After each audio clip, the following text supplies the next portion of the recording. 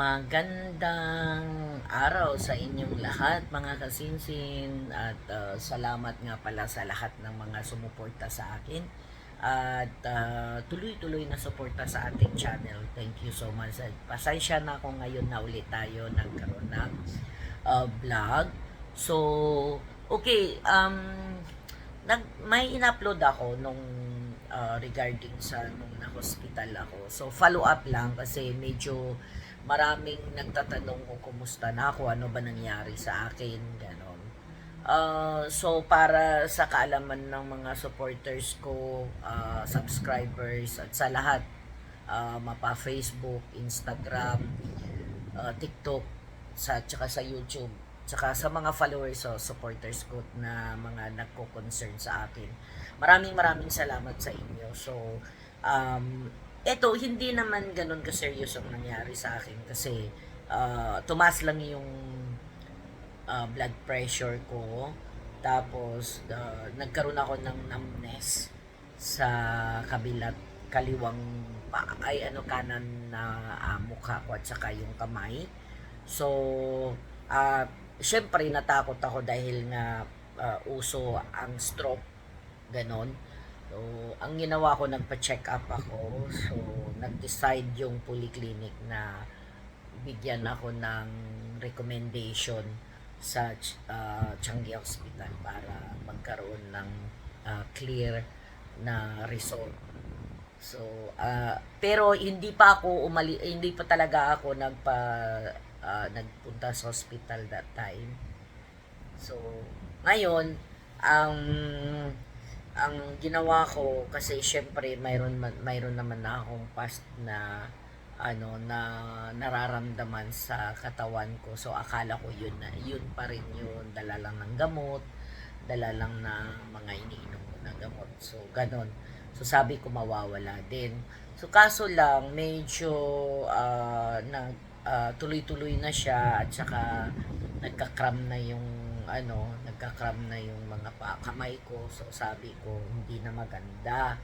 So, after na nag-vote ako, kasi may voting kasi sa amin dito, after na ako nag-vote, dumiretso na ako ng hospital. So, ayun, chinek up ako ng laboratory, ganon, kung lahat ng ginawa, CT scan, MIR, so para lang malaman kung mayroong sign of stroke nga at saka kung ano yung ng pang numbness na kasi hindi siya related doon sa um, medication ko. So, ayun, awa ng Diyos, no sign of stroke. Yung sa brain ko wala namang walang diferensya, clear lahat ng MIR result, walang blood clot, wala lahat. So, siguro stress lang sa work, tsaka sa mga iniisip, sa karamdaman, sa sitwasyon na nangyayari. So, ayun, so far naman, continuous lang tayo sa medication natin.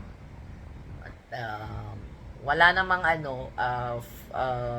kung baga sa clear sa stroke, wala siyang sign of stroke, wala, konting ingat lang sa mga susunod na pagka nakaramdam na ulit ng ganon.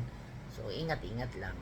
So, ngayon, yun ang ko, guys, sa lahat ng mga lalo ngayon, mainit ang panahon, kailangan natin uminom ng drink more water, tapos,